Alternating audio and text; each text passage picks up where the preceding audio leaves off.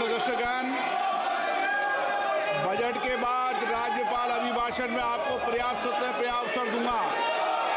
मेरा आपसे निवेदन है, नहीं माननीय अखिलेश जी, आपने संसद की मर्यादा को आप बना के रखें।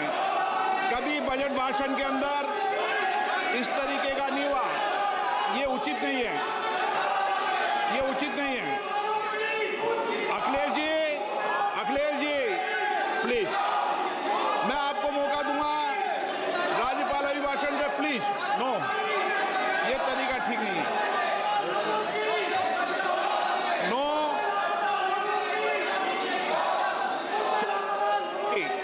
राज्यपाल अभिभाषण पे चर्चा होगी। नो तरीका। Honorable Speaker, I present the budget for 25-26. This budget continues our government's efforts to A. Accelerate growth, B. Secure inclusive development, C. Invigorate private sector investments, D. Uplift household sentiments, and E. Enhance spending power of India's rising middle class. Together, we embark on a journey to unlock our nation's tremendous potential for greater prosperity and global positioning under the leadership of Honorable Prime Minister Shri Narendra Modi. As we complete the first quarter of the 21st century, continuing geopolitical headwinds suggest lower global economic growth over the medium term. However, our aspiration for a Vikasit Bharat inspires us, and the transformative work we have done during our government's first 2 terms guides us to march forward resolutely. Our economy is the fastest growing among all major economies. Our development track record for the past 10 years and structural reforms have drawn global attention. Confidence in India's capability and potential has only grown in this period. We see the next 5 years as a unique opportunity to realize Sabka Vikas, stimulating balanced growth of all regions. The great Telugu poet and playwright Gurujada Apparao had said, "Deshamante matti kadoy, deshamante manushuloy," meaning a country is not just its soil, a country is its people.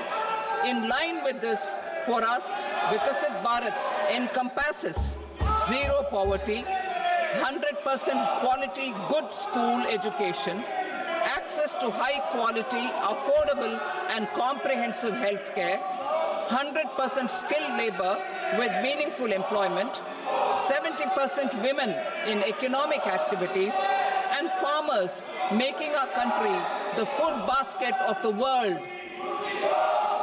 In this budget, the proposed development measures span 10 broad areas focusing on Garib, youth, Annadata, and Nari, spurring agricultural growth and productivity, building rural prosperity and resilience, taking everyone together on an inclusive growth path, boosting manufacturing and furthering Make in India, supporting MSMEs, enabling employment-led development, investing in people, economy, and innovation, securing energy supplies, promoting exports, and nurturing innovation. For this journey of development, our 4 powerful engines are agriculture, MSME, investments, and exports. The fuel, our reforms, our guiding spirit, inclusivity, and the destination, Vikasit Bharat. This budget aims to initiate transformative reforms across 6 domains. During the first 5 years, these will augment our growth potential and global competitiveness. The domains are taxation, power sector, urban development, mining, financial sector, and regulatory reforms. Agriculture as the first engine. Now I move to specific proposals, beginning with agriculture as the first engine.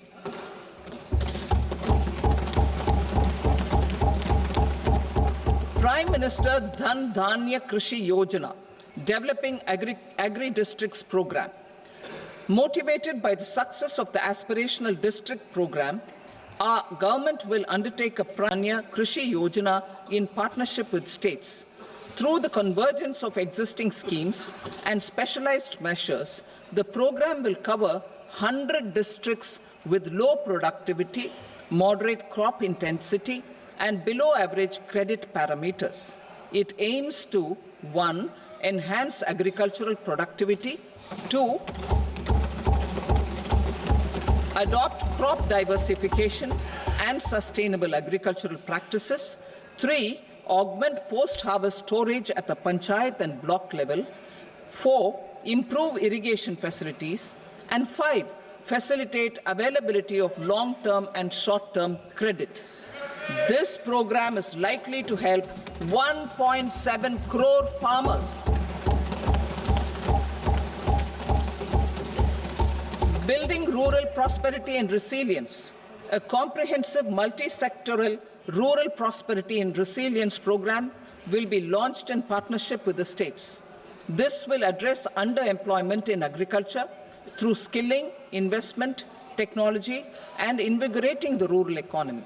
The goal is to generate ample opportunities in rural areas so that migration is an option but not a necessity. The program will focus on rural women, young farmers, rural youth, marginal and small farmers, and landless families. The details are in Annexure A.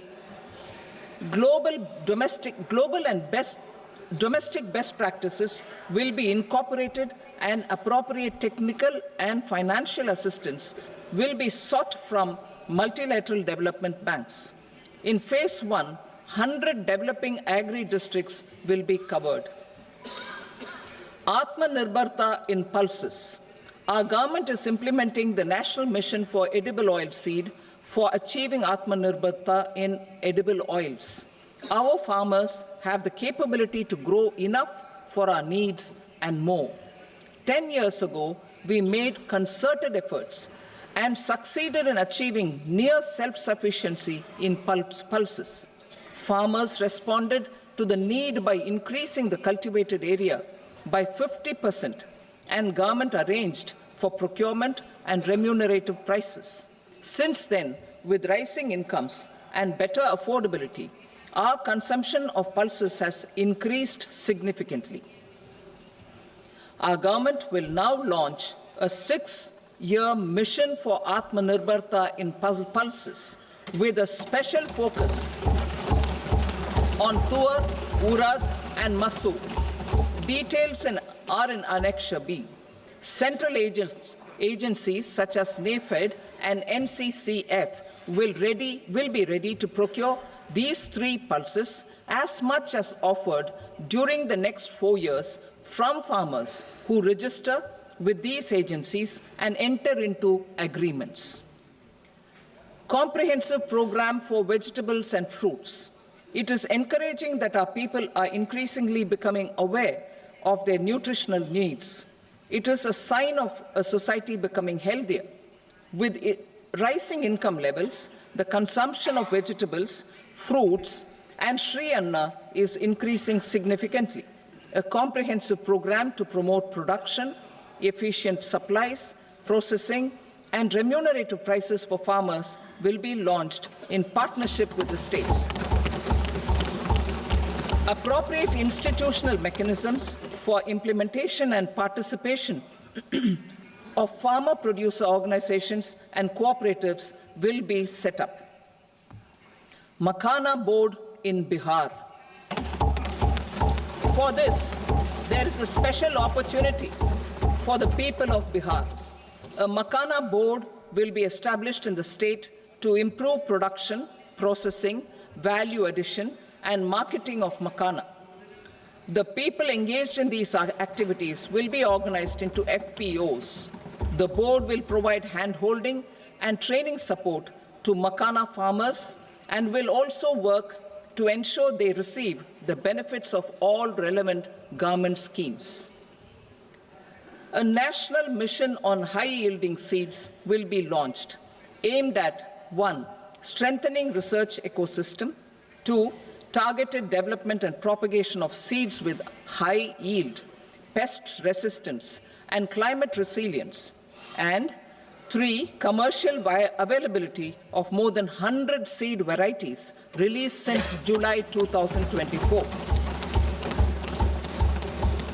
India ranks second largest globally in fish production and aquaculture. Seafood exports are valued at 60,000 crore rupees. To unlock the untapped potential of the marine sector, our government will bring in an enabling framework for sustainable harnessing of fisheries from Indian exclusive economic zone and high seas, with a special focus on the Andaman and Nicobar and Lakshadweep Islands. For the benefit of lakhs of cotton growing farmers, I am pleased to announce a mission for cotton productivity. This 5-year mission will facilitate significant improvements in productivity and sustainability of cotton farming and promote extra long staple cotton varieties. The best of science and technology support will be provided to farmers. Aligned with our integrated 5F vision for the textile sector, this will help in increasing incomes of the farmers and ensure a steady supply of quality cotton for rejuvenating India's traditional textile sector. Kisan credit cards facilitate short-term loans for 7.7 crore farmers, fishermen, and dairy farmers. The loan limit under modified interest subvention scheme will be enhanced from 3 lakh rupees to 5 lakh rupees for loans taken through the KCC. For Atmanirbharta in urea production, our government had reopened 3 dormant urea plants in the eastern region. To further augment urea supply, a plant with annual capacity of 12.7 lakh metric tons will be set up at Namrup in Assam.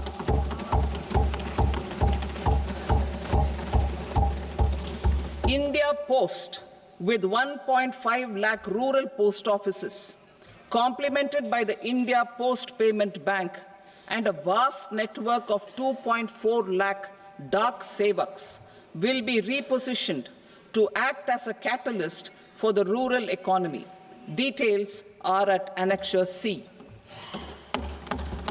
India Post will also be transformed as a large public logistics organization. This will meet the rising needs of Vishwakarmas, new entrepreneurs, women, self-help groups, MSMEs, and the large business organizations. Our government will provide support to NCDC for its lending operations for the cooperative sector. MSMEs as the second engine.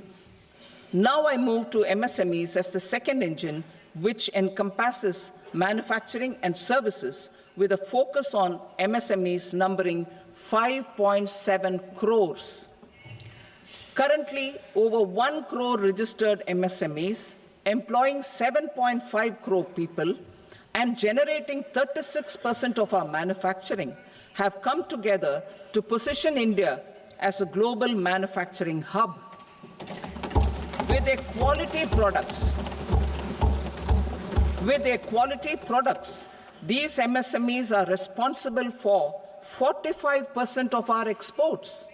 To help them achieve higher efficiencies of scale, technological upgradation, and better access to capital, the investment and turnover limits for classification of all MSMEs will be enhanced to 2.5 and 2 times respectively. This will give them the confidence to grow and generate employment for our youth. The details are given in Annexure D. To improve access to credit, the credit guarantee cover will be enhanced. First, for micro and small enterprises from 5 rupees, leading to additional credit of 1.5 lakh crores in the next 5 years. Second, for startups from 10 crore rupees to 20 crore rupees, with the guarantee fee being moderated to 1% for loans in 27 focus sectors which are important for Atmanirbhar Bharat. And for well-run exporter MSMEs, for term loans up to 20 crore rupees. Also for the micro enterprises, we will introduce customized credit cards with a 5 lakh rupee limit for micro enterprises registered on Udyam portal. In the first year, 10 lakh such cards will be issued. Fund of funds for startups. The alternate investment fund, AIFs, for startups have received commitments of more than 91,000 crores rupees. These are supported by the fund of funds set up with the Government of India's contribution of 10,000 crore rupees.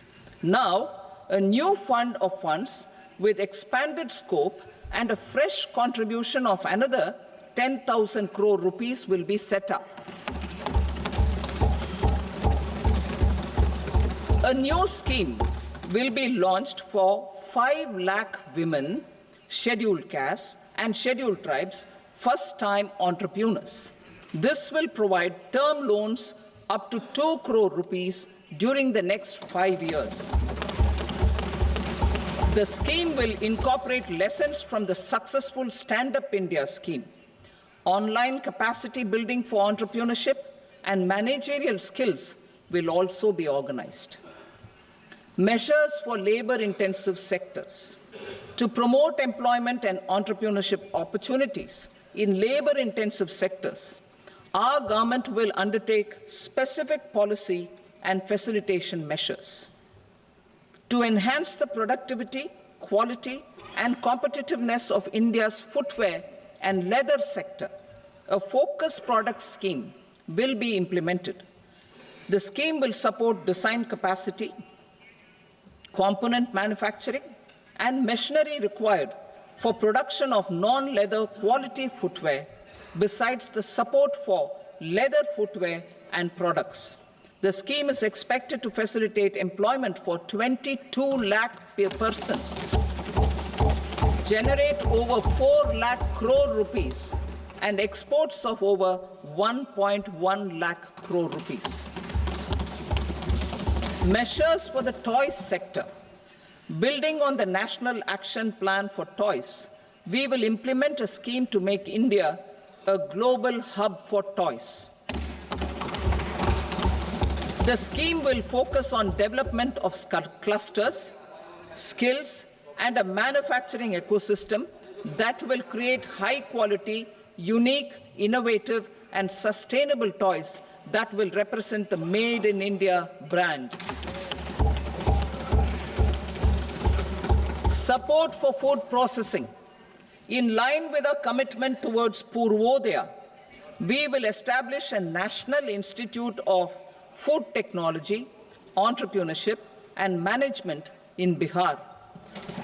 The institute will provide a strong fillip to food processing activities in the entire eastern region. This will result in 1. Enhanced income for the farmers through value addition to their produce, and 2. Skilling entrepreneurship and employment opportunities for the youth. Manufacturing mission, furthering Make in India.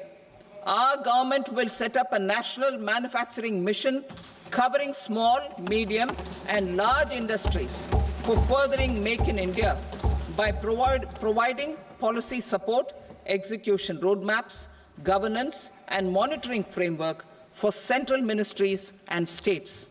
Details are in Annexure E.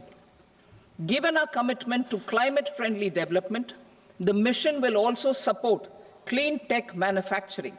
This will aim to improve domestic value addition and build our ecosystem for solar PV cells, EV batteries, motors and controllers, electrolyzers, wind turbines, very high voltage transmission equipment, and grid-scale batteries. Investment as the third engine. Now I move to investment as the third engine, which encompasses investing in people, investing in the economy, and investing in innovation. Investing in people. Saksham Anganwadi and Poshan 2.0. Saksham Anganwadi and Poshan 2.0 program provides nutritional support to more than 8 crore children, 1 crore pregnant women and lactating mothers all over the country, and about 20 lakh adolescent girls in aspirational districts and the Northeast region. The cost norms for these nutritional support will be enhanced appropriately. Atal Tinkering Labs. 50,000 Atal Tinkering Labs will be set up in government schools in the next 5 years to cultivate the spirit of curiosity and innovation and foster a scientific temper among young minds. Broadband connectivity to government secondary schools and PHCs. Broadband connectivity will be provided to all government secondary schools and primary health centers in rural areas under the BharatNet project. Bharatiya Bhasha Pustak Scheme. We propose to implement a Bharatiya Bhasha Pustak scheme to provide digital form Indian language books for schools and for higher education. This aims to help students understand their subjects better and in their language. National Centers of Excellence for Skilling. Building on the initiative announced in the July 24 budget, 5 national centers of excellence for skilling will be set up with global expertise and partnerships to equip our youth with the skills required for Make for India, Make for the World manufacturing. The partnership will cover curriculum design, training of trainers, and a skills certification framework and periodic reviews. Expansion of capacity in IITs. Total number of students in 23 IITs has increased 100% from 65,000 to 1.35 lakh in the past 10 years.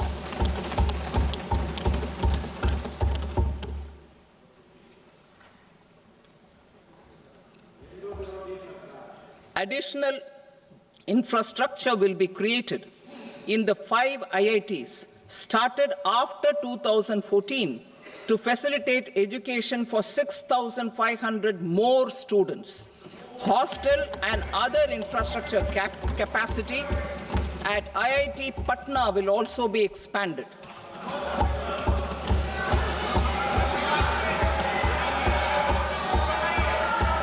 Center of Excellence.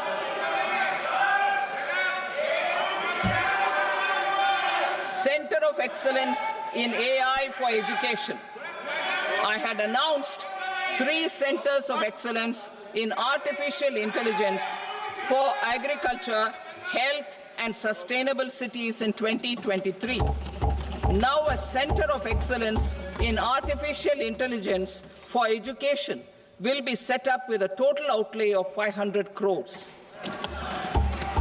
Expansion of medical education. Our government has added almost 1.1 lakh undergraduate and postgraduate medical education seats in 10 years, an increase of 130%. In the next year, 10,000 additional seats will be added in medical colleges and hospitals towards the goal of adding 75,000 seats in the next 5 years. Daycare cancer centers in all district hospitals. Our government will facilitate setting up of daycare cancer centers in all district hospitals in the next 3 years. 200 centers will be established in 25-26 itself. Strengthening urban livelihoods. Our government has been giving priority to assisting urban poor and vulnerable groups. A scheme for socio-economic upliftment of urban workers will be implemented to help them improve their incomes, have sustainable livelihoods, and a better quality of life. PM Swanidhi scheme has benefited more than 68 lakh street vendors, giving them respite from high-interest informal sector loans. Building on this success, the scheme will be revamped with enhanced loans from banks, UPI-linked credit cards with 30,000 rupees limit, and capacity building support. Social Security Scheme for welfare of online platform workers. Gig workers of online platforms provide great dynamism to the new age services economy. Recognizing their contribution, our government will arrange for their identity cards and registration on the e-Shram portal. They will be provided health care under PM Jan Arogya Yojana. This measure is likely to assist nearly 1 crore gig workers.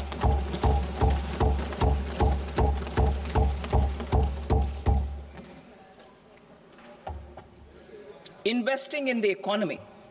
Public-private partnership in infrastructure. Each infrastructure-related ministry will come up with a 3-year pipeline of projects that can be implemented in PPP mode. States will also be encouraged to do so and can seek support from the India Infrastructure Project Development Fund, which is a scheme to prepare PPP proposals. Support to states for infrastructure. An outlay of 1.5 lakh crore is proposed for the 50-year interest-free loans to states for capital expenditure and incentives for reforms. Building on the success of the first asset monetization plan announced in 2021, the second plan for 2025 to 30 will be launched to plow back capital of 10 lakh crore in new projects.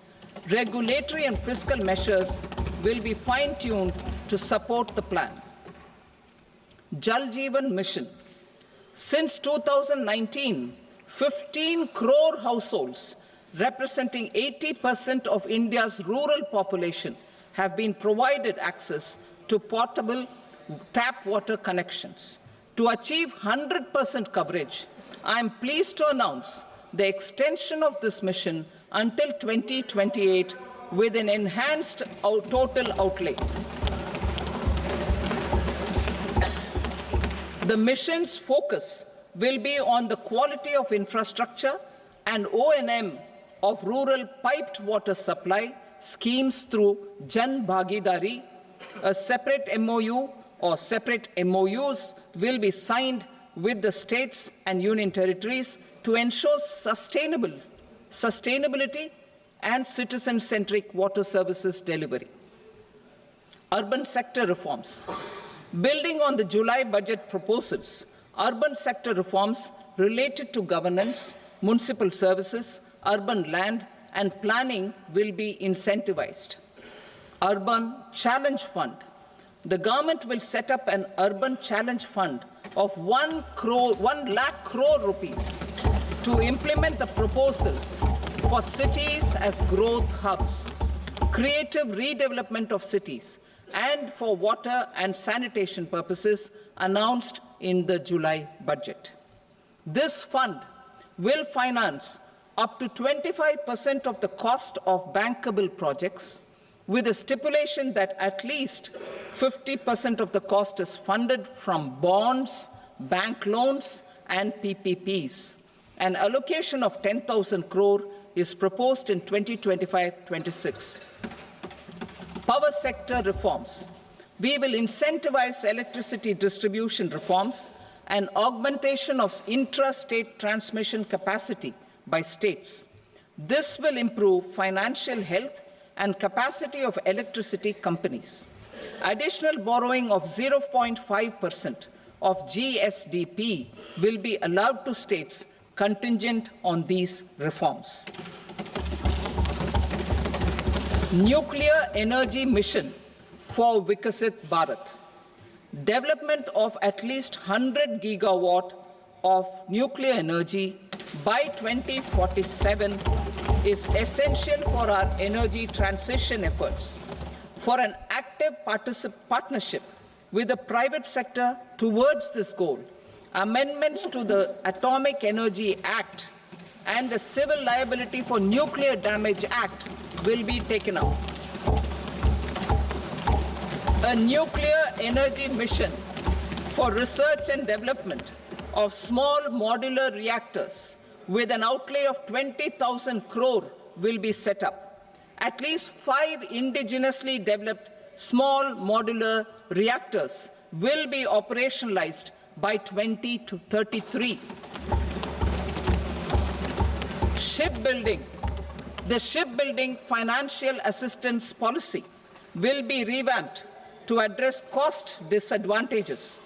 This will also include credit notes for shipbreaking in Indian yards to promote the circular economy. Large ships above a specified size will be included in the infrastructure harmonized master list. Shipbuilding clusters will be facilitated to increase the range, categories, and capacity of ships. This will include additional infrastructure, facilities, skilling, and technology to develop the entire ecosystem. Maritime Development Fund. For long-term financing for the maritime industry, a Maritime Development Fund with a corpus of 25,000 crore rupees will be set up. This will be for distributed support and promoting competition. This will have up to 49% contribution by the government, and the balance will be mobilized from ports and from private sector. UDAN regional connectivity schemes. UDAN has enabled 1.5 crore middle-class people to meet their aspirations for speedier travel. The scheme has connected 88 ports, airports, and operationalized 619 routes. Inspired by that success, a modified UDAN scheme will be launched to enhance regional connectivity to 120 new destinations and carry 4 crore passengers in the next 10 years. 4 crore additional passengers in the next 10 years. The scheme will also support helipads and smaller airports in hilly, aspirational, and northeast regional districts.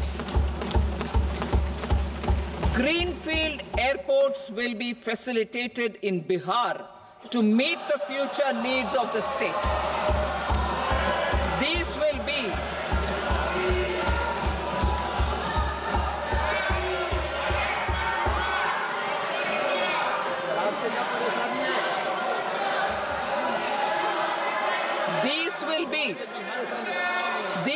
be in addition to the expansion of the capacity of Patna Airport and a brownfield airport in Beta.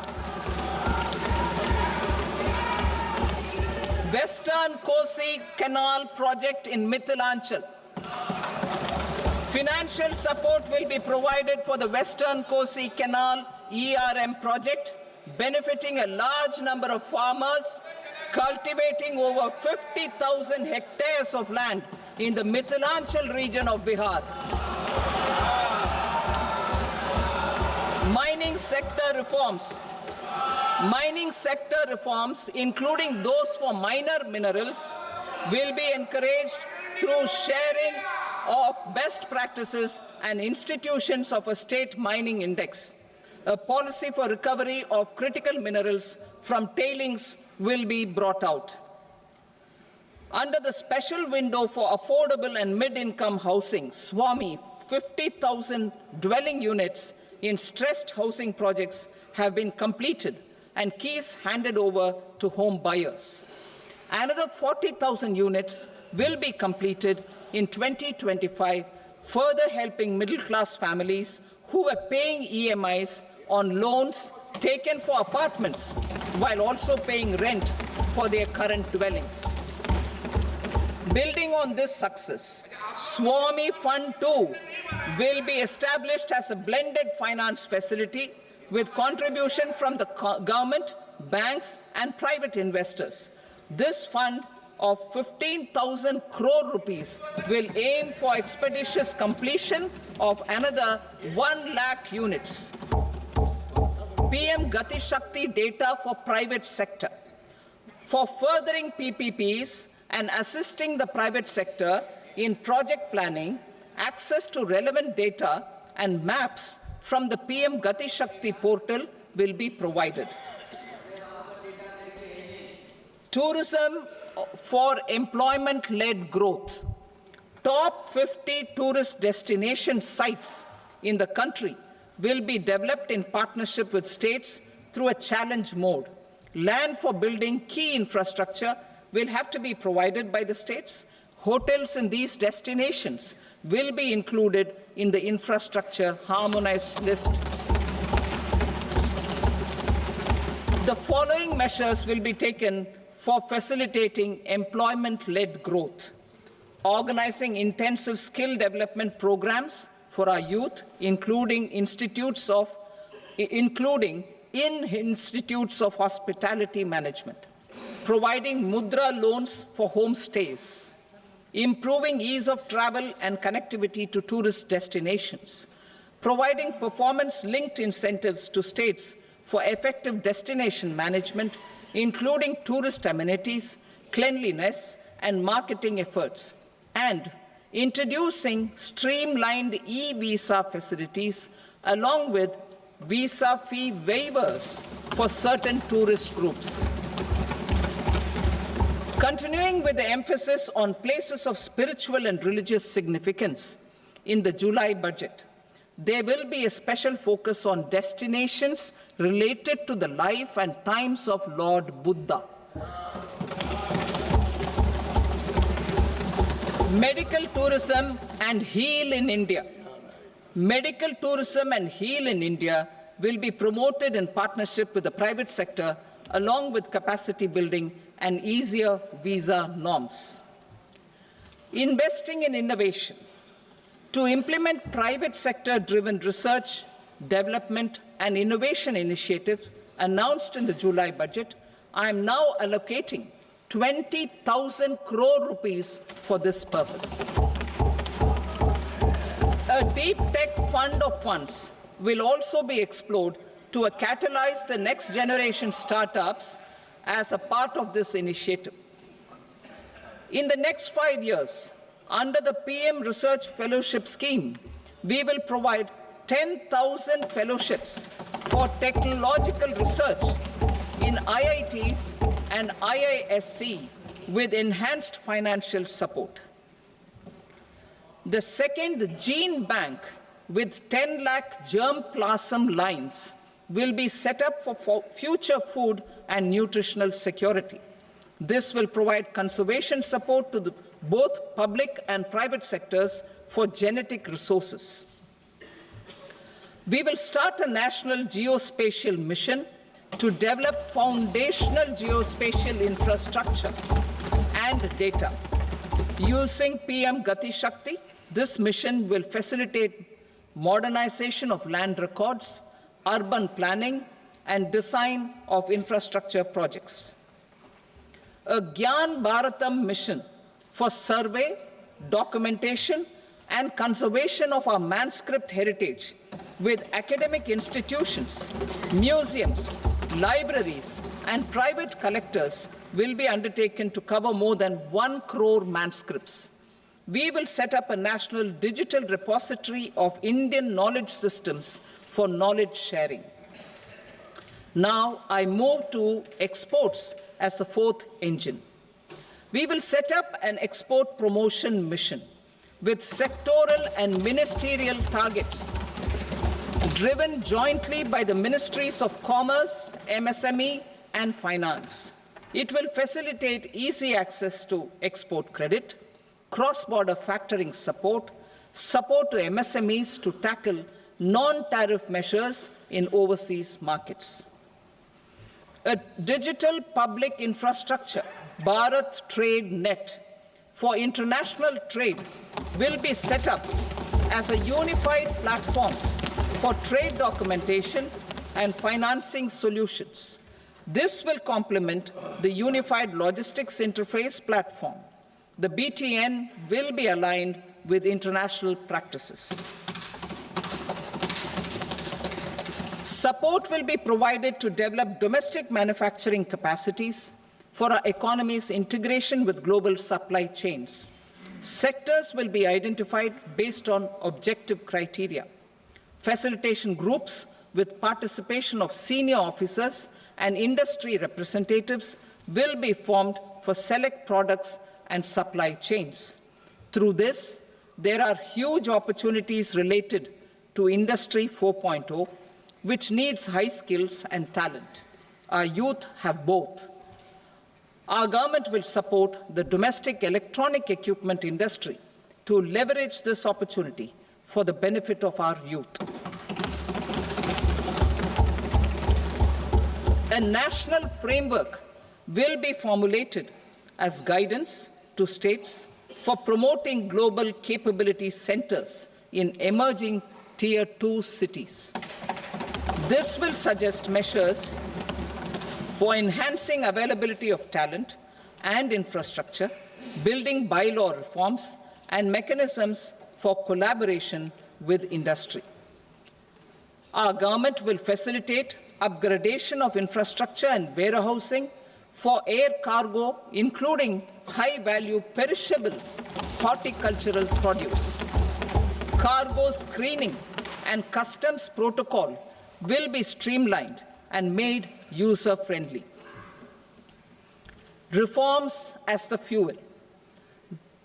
Over the past 10 years, our government has implemented several reforms for convenience of taxpayers, such as faceless assessment, 2, taxpayer charter, 3, faster returns, 4, almost 99% returns being on self-assessment, and 5, Vivad Se Vishwas scheme.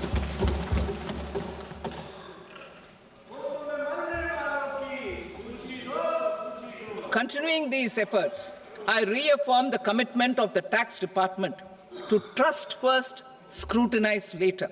I also propose to introduce the new income tax bill next week. I will detail the indirect tax reforms and changes in direct taxes in Part B. Financial sector reforms. The FDI limit for the insurance sector will be raised from 74 to 100%.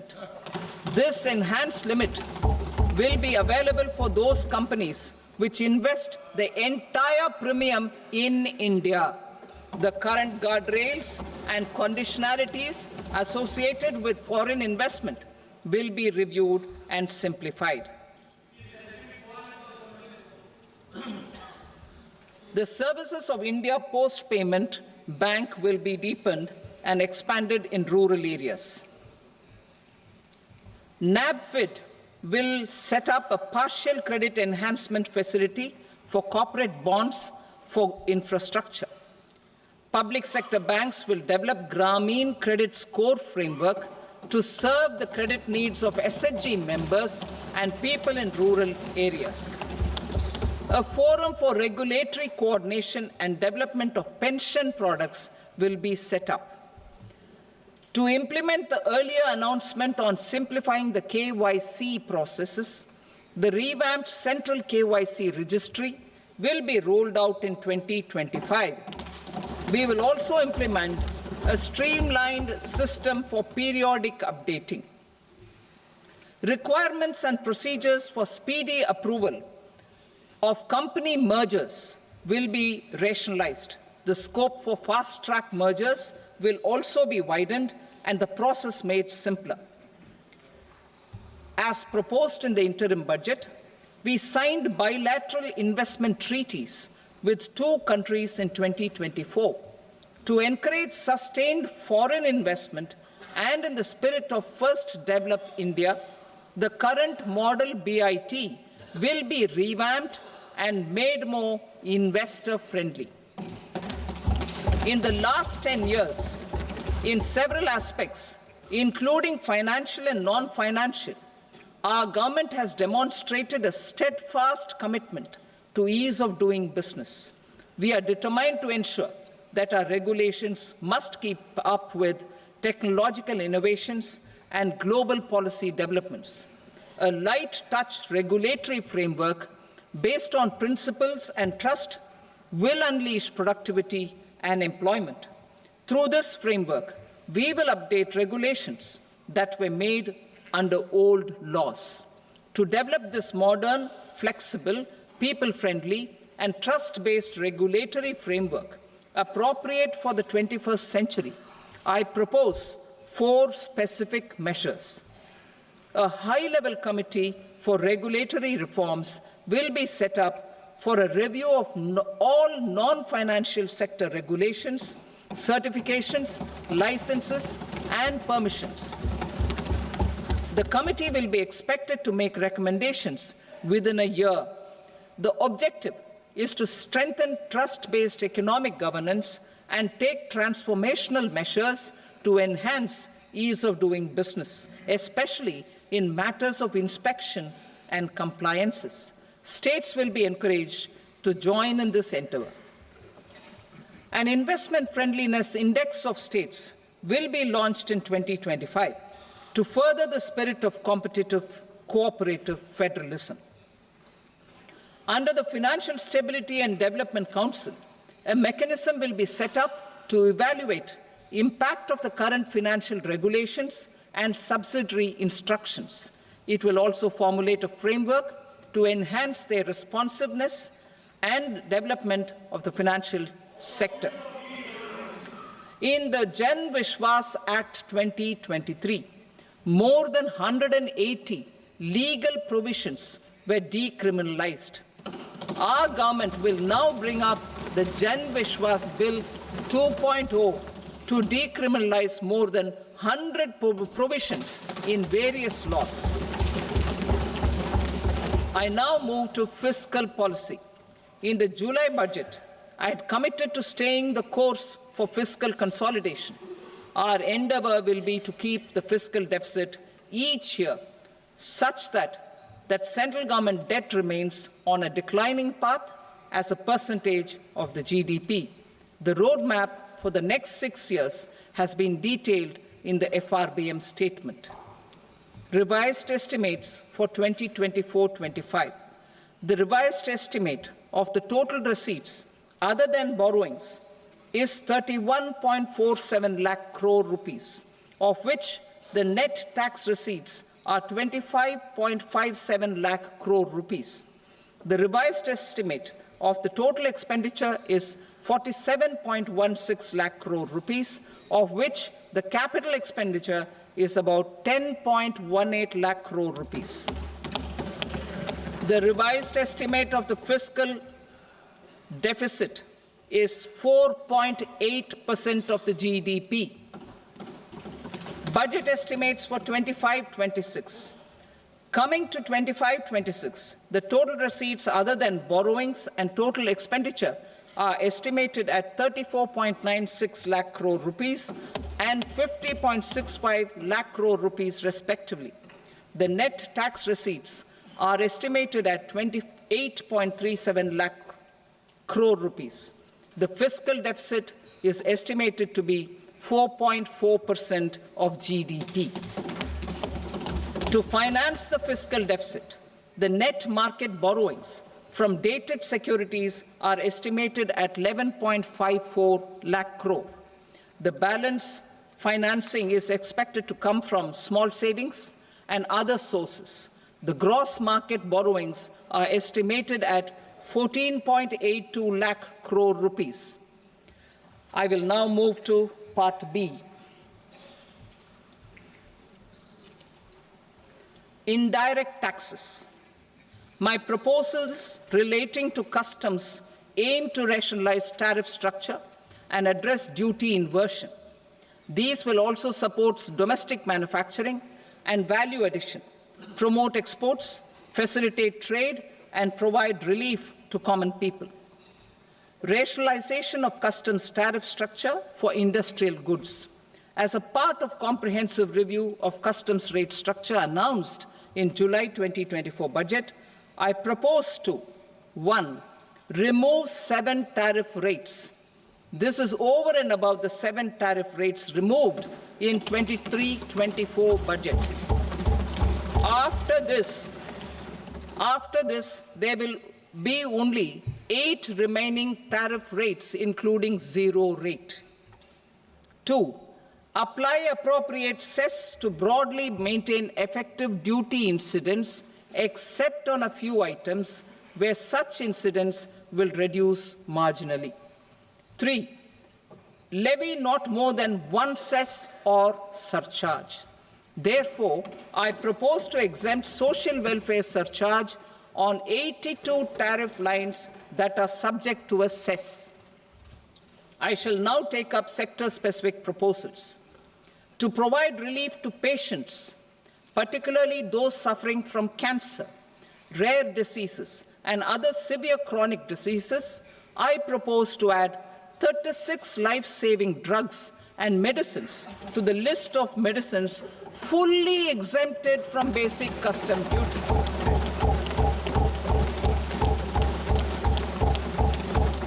I also propose to add 6 life-saving medicines to the list attracting concessional custom duty of 5%. Full exemption and concessional duty will also respectively apply on the bulk drugs for manufacture of the above. Specified drugs and medicines under patient assistance programs run by the pharmaceutical companies are fully exempt from BCD, provided the medicines are supplied free of cost to the patients. I propose to add 37 more medicines along with 13 new patient assistance programs. Support to domestic manufacturing and value addition. Critical minerals. In the July 2024 budget, I had fully exempted BCD on 25 critical minerals that are not domestically available. I had also reduced BCD of 2 other such minerals to provide a major fillip to their processing, especially by MSMEs. Now, I propose to fully exempt cobalt powder and waste, the scrap of lithium-ion battery, lead, zinc, and 12 more critical minerals. This will help secure their availability for manufacturing in India and promote more jobs for our youth.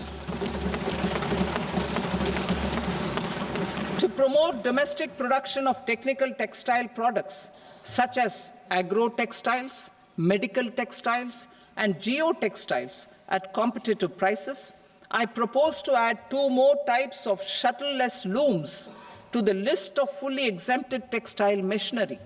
I also propose to revise the BCD rate on knitted fabrics covered by 9 tariff lines from 10 or 20 to 20% or 115 rupees per kg, whichever is higher. Electronic goods. In line with our Make in India policy and to rectify inverted duty structure, I propose to increase the BCD on interactive flat panel display from 10% to 20% and reduce the BCD to 5% on open cell and other components. In 23-24 budget, for the manufacture of open cells of LCD, LED TVs, I had reduced the BCD on parts of open cells from 5% to 2.5%. To further boost the manufacture of such open cells, the BCD on these parts will now stand exempted. Lithium-ion battery. To the list of exempted capital goods, I propose to add 35 additional capital goods for EV battery manufacturing and 28 additional capital goods for mobile phone battery manufacturing. This will boost domestic manufacture of lithium-ion batteries, both for mobile phones and for electric vehicles. Shipping sector.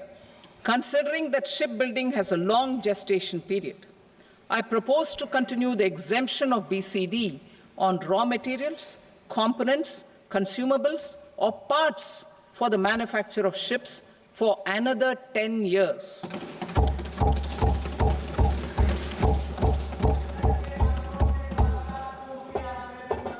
I also propose the same dispensation for shipbreaking to make it more competitive. Telecommunication. To prevent classification disputes, I propose to reduce the BCD from 20% to 10% on carrier-grade Ethernet switches to make it at par with non-carrier-grade Ethernet switches. Export promotion. To facilitate exports of handicrafts, I propose to extend the time period for export from 6 months to 1 year, further extendable by another 3 months if required. I also propose to add 9 items to the list of duty-free inputs. Leather sector. I propose to fully exempt BCD on wet blue leather to facilitate imports for domestic value addition and employment. I also propose to exempt crust leather from 20% export duty to facilitate exports by small tanners. Marine products. To enhance India's competitiveness in the global seafood market, I propose to reduce BCD from 30% to 5% on frozen fish paste, surimi, for manufacture and export of its analog products. I also propose to reduce BCD from 15% to 5% on fish hydrolysates for manufacture of fish and shrimp feed. In July 2024 budget, to promote development of domestic MROs for aircraft and ships, I had extended the time limit for export of foreign origin goods that were imported for repairs from 6 months to 1 year and further extendable by 1 year. I now propose to extend the same dispensation for railway goods. Time limit for provisional assessment. Presently, the Customs Act 1962 does not provide any time limit to finalize provisional assessments, leading to uncertainty and cost to trade. As a measure of promoting ease of doing business, I propose to fix a time limit of 2 years, extendable by a year, for finalizing the provisional assessment. I propose to introduce a new provision that will enable importers or exporters, after clearance of goods, to voluntarily declare material facts and pay duty with interest but without penalty. This will incentivize voluntary compliance. However, this will not apply in cases where department has already initiated audit or investigation proceedings. For industry to better plan their imports, I propose to extend the time limit for the end use of imported inputs in the relevant rules from 6 months to 1 year. This will provide operational flexibility in view of cost and uncertainty of supply. Further, such importers will now have to file only quarterly statements instead of a monthly statement.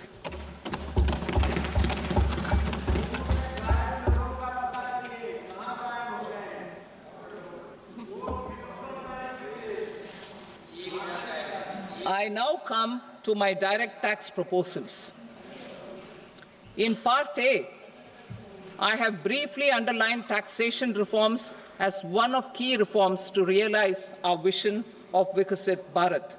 In respect of criminal law, our government had earlier ushered in Bharatiya Nyaya Sanhita, replacing Bharatiya Danda Sanhita. I am happy to inform this august House and the country that for new income tax bill, will carry forward the same spirit of Nyaya in its drafting as well. The new bill will be clear and direct in text, with close to half of the present law in terms of both chapters and words. It will be simple to understand for taxpayers and tax administrators, leading to tax certainty and reduced litigation. Reforms, however, are not a destination. They are means to achieve good governance for our people and economy. Providing good governance primarily involves being responsive. The Tirukural captures this in verse 542, which reads, "Vaanokki vaazhum ulagallam, mannavan kol nokki vaazhum kudi," meaning, just as the living beings live expecting rains, citizens live expecting good governance. Our government is committed to keeping an ear to the ground and a finger on the pulse and responding while balancing our national building efforts.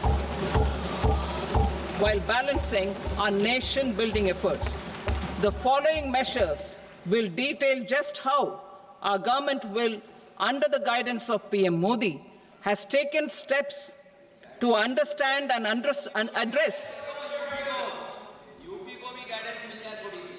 I repeat that sentence, sir. The following measures will detail just how our government, under the guidance of PM Modi, has taken steps to understand and address the needs voiced by our citizens. My tax proposals are guided by this spirit. The objectives of my proposals are as follows: personal income tax reforms with special focus on middle class, rationalization of TDS and TCS for easing difficulties, encouraging voluntary compliance, reducing compliance burden, ease of doing business, employment and investment. I will come to my proposal on personal income tax towards the end. TDS and TCS, rationalization for easing difficulties. I propose to rationalize tax deduction at source, TDS, by reducing the number of rates and thresholds above which TDS is deducted. Further, threshold amounts for tax deduction will be increased for better clarity and uniformity. The limit for tax deduction on interest for senior citizens is being doubled from the present 50,000 rupees to 1 lakh rupees. Similarly, the annual limit of 2.40 lakh rupees for TDS on rent is being increased to 6 lakh rupees. This will reduce the number of transactions liable to TDS, thus benefiting small taxpayers receiving small payments. The threshold to collect tax at source, the TCS, on remittances under RBI's liberalized remittance scheme, the LRS, is proposed to be increased from 7 lakh to 10 lakhs. I also propose to remove TCS on remittances for education purposes, where such remittances is out of a loan taken from a specified financial institution. Both TDS and TCS are being applied on any transaction related to sale of goods. To prevent such compliance difficulties, I propose to omit the TCS. I also propose that the provisions of the higher TDS deduction will now apply only in non-PAN cases. In July 2024, the delay for payment of TDS up to the due date of filing statement was decriminalized. I propose to provide the same relaxation to TCS provisions as well. The government under the leadership of Prime Minister Modi believes in Sabka Saath, Sabka Vikas, Sabka Vishwas and Sabka Prayas. In line with this, we brought in updated return facility in 2022 for voluntary compliance by taxpayers who had omitted to report their correct income. Our trust in taxpayers was proved right. Nearly 90 lakh taxpayers voluntarily updated their incomes by paying additional tax. Taking this trust further, I now propose to extend the time limit to file updated returns for any assessment year from the current limit of 2 years to 4 years. I propose to reduce the compliance burden for small charitable trusts and institutions by increasing their period of registration from 5 years to 10 years. It is also proposed that disproportionate consequences do not arise for minor defaults, such as incomplete applications filed by charitable entities. Presently, taxpayers can claim the annual value of self-occupied properties as nil only on the fulfillment of certain conditions. Considering the difficulties faced by taxpayers, it is proposed to allow the benefit of 2 such self-occupied properties without any condition. To streamline the process of transfer pricing and to provide an alternative to yearly examination, I propose to introduce a scheme for determining arm's length price of international transaction for a block period of 3 years. This will be in line with global best practices. With a view to reduce litigation and provide certainty in international taxation, the scope of safe harbor rules is being expanded. A number of senior and very senior citizens have very old national savings schemes accounts. As interest is no longer payable on such accounts, I propose to exempt withdrawals made from NSS by individuals on or after 29th August 2024.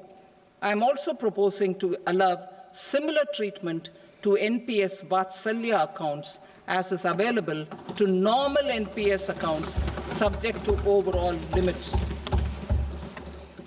In my speech in July 2024, I had promised that all processes, including giving effect to appellate orders, shall be digitalized and made paperless over the next 2 years.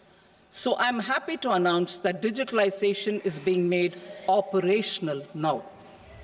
In July 2024, we brought in the Vivad Se Vishwas scheme to resolve income tax disputes pending in appeal. The scheme has received a great response, with nearly 33,000 taxpayers having availed of the scheme to settle their disputes. I have a few proposals to promote investment and employment. It is proposed to provide a presumptive taxation regime for non-residents who provide services to a resident company that is establishing or operating an electronics manufacturing facility. I further propose to introduce a safe harbor for tax certainty for non-residents who store components for supply to specified electronics manufacturing units. Presently, the tonnage tax scheme is available only to sea-going ships. The benefits of existing tonnage tax scheme are proposed to be extended to inland vessels registered under the Indian Vessels Act 2021 to promote inland water transport in the country. Extension for incorporation of startups. We continue to support the Indian startup ecosystem. I propose to extend the period of incorporation by 5 years to allow the benefit available to startups which are incorporated before 1/4/2030. In order to attract and promote additional activities in the IFSC, I am inter alia proposing specific benefits to ship leasing units, insurance offices, and treasury centers of global companies which are set up in IFSC.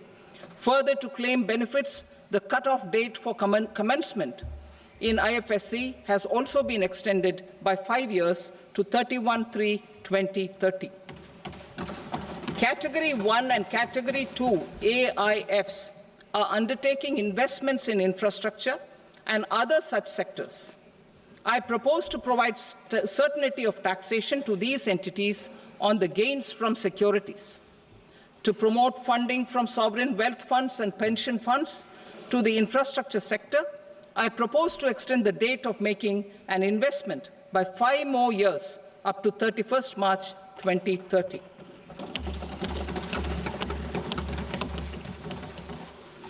Personal income tax reforms with special focus on middle class. Democracy, demography, and demand are the key support pillars in our journey towards Vikasit Bharat. The middle class provides strength for India's growth. This government, under the leadership of Prime Minister Modi, has always believed in the admirable energy and ability of the middle class in nation building. In recognition of their contribution,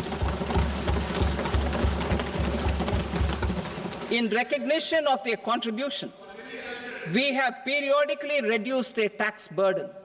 Right after 2014, the nil tax slab was raised to 2.5 lakhs of rupees, which was further raised to 5 lakh rupees in 2019 and to 7 lakh rupees in 2023.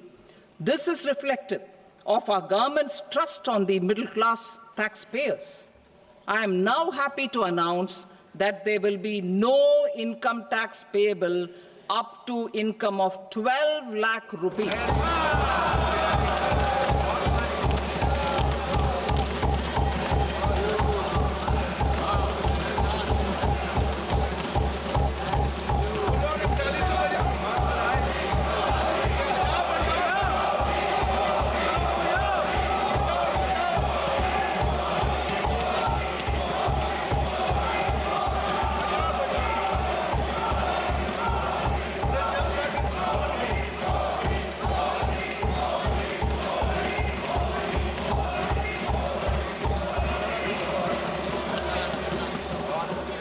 So, average income of 1 lakh per month, other than the special rate income such as capital gains, under the new regime. This limit will be 12.75 lakh for salaried taxpayers due to the standard deduction of 75,000. Slabs and rates are being changed across the board to benefit all taxpayers.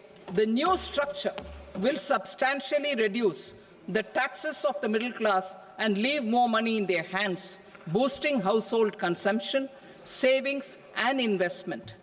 In the new tax regime, I propose to revise tax rate structures as follows: 0 to 4 lakh rupees nil, 4.8 lakh rupees to 4 to 8 lakh rupees 5%, 8 to 12 lakh rupees 10%, 12 to 16 lakh rupees 15%, 16 to 20 lakh rupees 20%, 20 to 24 lakh rupees 25%, and above 24 lakh rupees 30%. To taxpayers up to 12 lakh of normal income, other than special rate income such as capital gains. I read that again. To taxpayers up to 12 lakh of income, other than special rate income such as capital gains, tax rebate is being provided in addition to the benefit due to slab rate reduction in such a manner that there is no tax payable by them. The total tax benefit of slab rate changes and rebate at different income levels can be illustrated with a few examples. A taxpayer in the new regime with an income of 12 lakh rupees will get a benefit of 80,000 rupees in tax, which is 100% of tax payable as per the existing rates. A person having income of 18 lakh rupees will get a benefit of 70,000 rupees in tax, that is 30% of tax payable as per existing rates. A person with an income of 25 lakh gets a benefit of 1,10,000 rupees, that is 25% of his tax payable as per existing rates. Details of my tax proposals are given in the annexure.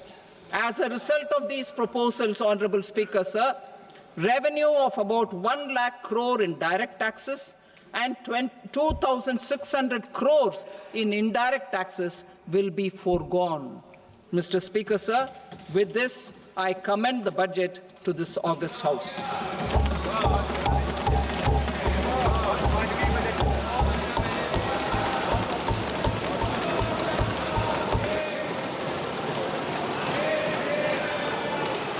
Item number 2, Srimati Nirmala Sitharaman. Sir, with your permission, I rise to lay on the table the following statements under Section 3(1) of the Fiscal Responsibility and Budget Management Act 2003, Medium-Term Fiscal Policy cum Fiscal Policy Strategy Statement and Macroeconomic Framework Statement. Item number 3, Srimati Nirmala Sitharaman. Sir, with your permission, I rise to move for leave to introduce the Finance Bill 2025. प्रश्न ये है कि विधेयक को पुनर्स्थापित करने की अनुमति प्रदान की जाए। जो सदस्य इसके पक्ष में हाँ कहें, जो सदस्य विरोध में ना कहें। मेरे विचार में निर्णय हाँ वालों के पक्ष में हुआ, हाँ वालों के पक्ष में अनुमति प्रदान की जाती है। माननीय मंत्री जी, अब विधेयक को पुनर्स्थापित करें। Sir, I introduce the bill. Thank you. सभा की कार्रवाई सोमवार दिनांक 3 फरवरी 2025 को प्राप्त 11 बजे तक के लिए स्थगित की जाती है।